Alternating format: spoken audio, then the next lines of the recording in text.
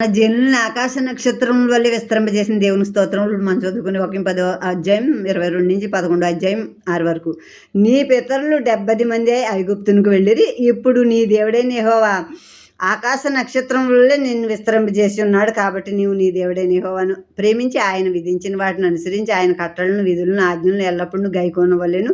నీ దేవుడైన యెహోవా చేసిన శిక్షను, ఆయన మహిమను, ఆయన బాహుబలమును, ఆయన చాపిన చేతిని, ఐగుప్తులో ఐగుప్తు రాజైన ఫరోకును అతని సమస్త దేశమునకు ఆయన చేసిన సూచక్రియలను, కార్యములను, ఆయన ఐగుప్తు దండునకు దాని గుర్రములకును రథములకును చేసిన దాన్ని వారు మిమ్మును తరుముచుండగా ఆయన ఎర్ర సముద్ర జలమును వారి మీద ప్రవహింపజేసిన దాన్ని, యెహోవా నేటి వరకు వారిని నశింపజేసిన రీతిని, మీరు ఈ స్థలమునకు వచ్చి వరకు ఎడారిలో మీ కొరకు చేసిన దాన్ని, రూబేనీయుడైన ఎలియాబు కుమారుడైన దాతాను అబీరాములకు చేసిన పనిని, భూమి నోరు తెరిచి వారిని వారి ఇండ్లను, గుడారములను, వారి యొద్దనున్న సమస్త జీవరాశులను ఇశ్రాయేలందరి మధ్యను మింగివేసిన రీతిని చూడకయు ఎరక్కున్న మీ కుమారులతో నేను మాట్లాడలేదని నేడు తెలుసుకొనుడి.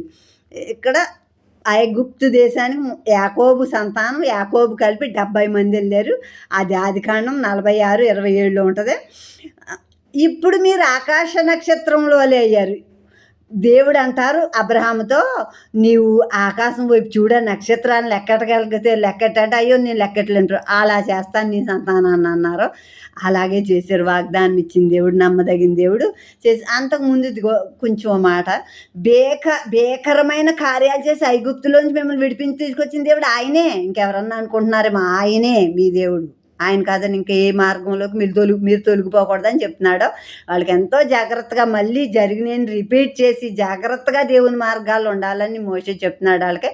మీరు మీ దేవుడైన యెహోవాను ప్రేమించండి. ఆయన విధించిన విధులు, ఆ కట్టడలు, ఆజ్ఞలు ఎల్లప్పుడూ గైకుంటూ ఉండండి, తప్పిపోకండి. ఆయన ఆజ్ఞానుసారంగా జీవించండి, ఆయన ఆజ్ఞ తప్పి తిరగొద్దు అని చెప్పి, ఇదిగో బాహుబలంతో ఐగుప్తు దేశంలో ఆ ఫరో రాజుకి, ఆ సైన్యానికి, ఆ రథాలకి, గుర్రాలకి అవన్నీ చేసిన ఎర్ర